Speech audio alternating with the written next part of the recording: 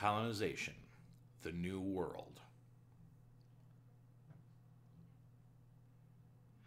As ships full of European settlers landed upon the shores of North America, the conception of a new country starts, as a civilization of an ancient culture comes to an end.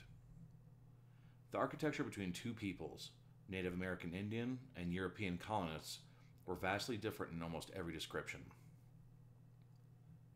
The early colonists did have one similar architectural attribute to the Native American Indian.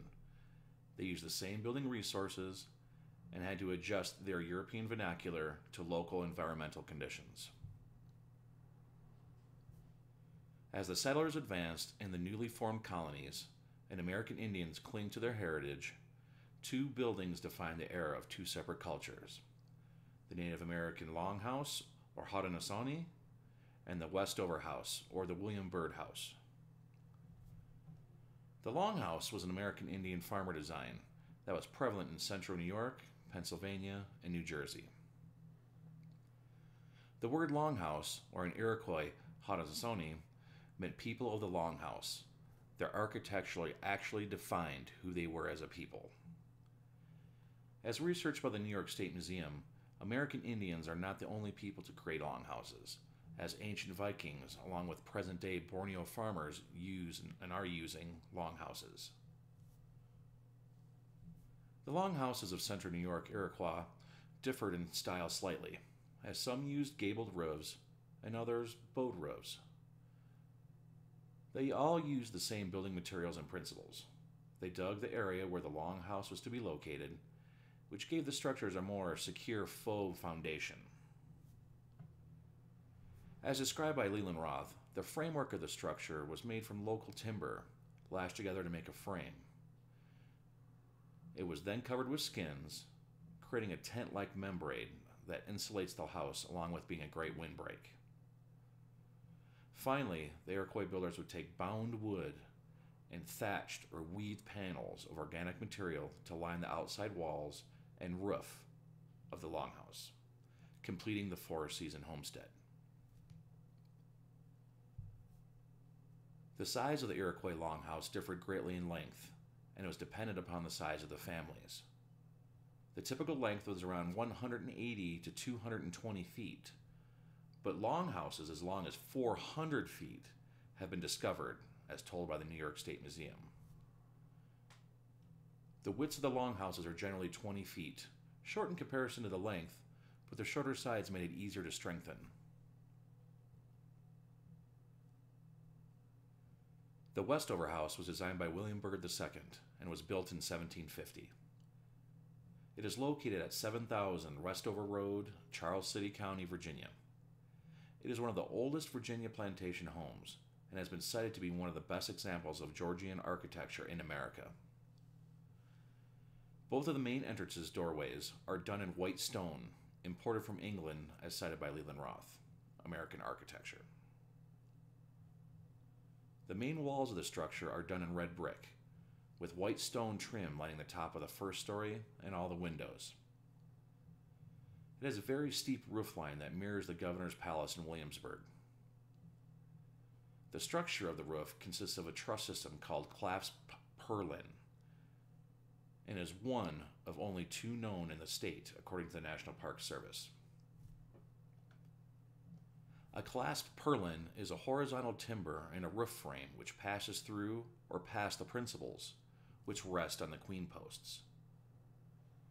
The house consists of three buildings: the main house, which is central, and two other buildings that lay on each side of the main, one housing the kitchen, the other Mr. William Byrd's office. They have all been combined into one structure by means of hyphens, or connecting structures.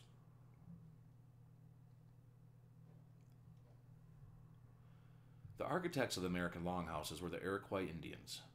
The Iroquois that constructed the longhouses were from the northern east coast and were a farming people. The Iroquois created these longhouses to accommodate large extended families and function not only as living quarters, but as food storage as well. The skill behind the building of the longhouse has been passed on and perfected after countless generations and hundreds, if not thousands, of years. The structures themselves lent themselves to be fully customizable to the needs of changing seasons. The Iroquois changed location of longhouses depending on the season, as they delved deeper into the woods for windbreak in the winter months. The Iroquois, as all Native American Indians, have suffered through expansionist extermination and European disease, and only a few of the countless millions that were alive before the colonists arrived survived. The architect of the Westover House is William Byrd I, even though there has been rumors that Richard Taliaferro contributed to the design as written by Roth. William Byrd I, or the Black Swan of Westover, bought the property in 1688, as researched by the University of North Carolina. Byrd I started the design, but did not come to completion until William Byrd II reinvigorated the building of the house in 1729. Byrd II was born in Virginia, March 28, 1674. He was educated at the Felsted School in England. Byrd traveled between England and Virginia often. Between appointments and internships, he came to reside in his birthplace, Virginia. William Byrd II personally surveyed the dividing line between Virginia and North Carolina. Byrd II died August 29, 1744, while president of the Virginia Council of State, as cited from Thomas Long, Virginia Community College.